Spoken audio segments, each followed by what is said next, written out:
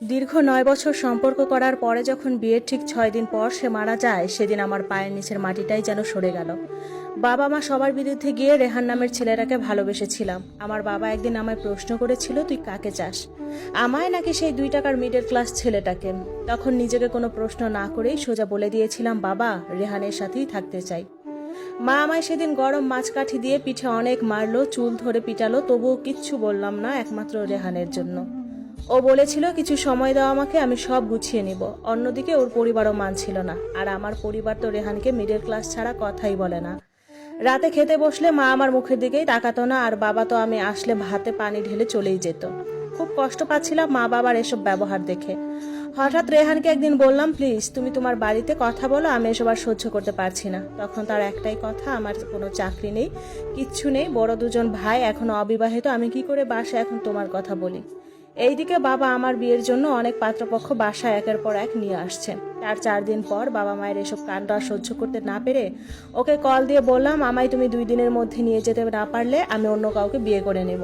সে এটা শুনে কেঁদে দিয়ে বলল, হয়তো আজ ইনকামের জন্য কয়টা টাকা আর 2 মুঠো ভাতের জন্য 9 বছরের ভালোবাসা হারাতে যাচ্ছি আমি। তখন আমিও তার এই কান্নামাখা গলার কথা শুনে শান্ত হয়ে যাই। অপরদিকে তার মা নাকি তাকে বলে দিয়েছে, আমার 2 ছেলে এখনো অবিবাহিত, তুমি যদি এই মেয়েকে এখন ঘরে তুলে আনো তাহলে তোমার জায়গা তো রাস্তায় হবে, তার সাথে সেই মেয়েকেও আমি ঝাড়ু পিটা করব। দুই পরিবারের এত অশান্তির মাঝে দুইজন মিলেই ডিসিশন নিলাম যে বিয়ে করে নিলে আর আমাদের কেউ ফেলে দিতে পারবে না। হয়তো 2-4 কথা শুনবো, কিন্তু 9টা বছরের সম্পর্কের কথা চিন্তা করে আমরা সবকিছু সহ্য করে নিব। ঠিক হলো সোমবার বেলা 12টা 40-এ কাজী অফিসে থাকার জন্য। সোমবার সকাল 10টায় 2 সেট কাপড় নিয়ে বের হয়ে গেলাম বাসা থেকে। বান্ধবী সুমিকেও নিয়ে গেলাম কফিতলার সেই কাজী অফিসে। অবশেষে করেই নিলাম বিয়েটা। আমায় যখন বিকেল 5টায় তার বাসায় নিয়ে গেল, তখন রেহানের আম্মু প্লাস তার বড় ভাই আমায় নাকি ঘরেই ঢুকতে দিবে না। সত্যি সেই দিন বিকেল 5টা থেকে রাত 11টা পর্যন্ত আমি একাই বাহিরে দাঁড়িয়ে রইলাম।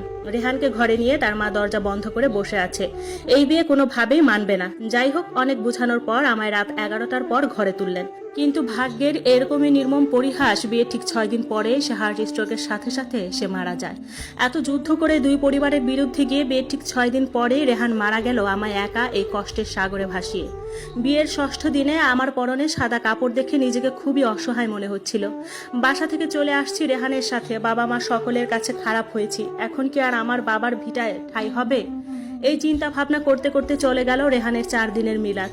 এবার শাশুড়ি 5ম দিনের শুরুতে সকাল ভোরে আমায় ঘর থেকে টেনে হেঁচড়ে বাহির করে দিচ্ছে। আমি শক্ত করে আমার আর রেহানের খাটের স্টেনে শক্ত করে ধরে রাখলাম আর চিৎকার করে বললাম, মা, আমি যাব না। বাকি জীবনটুকু আমি রেহানের স্ত্রীর পরিচয় কাটিয়ে দিতে চাই।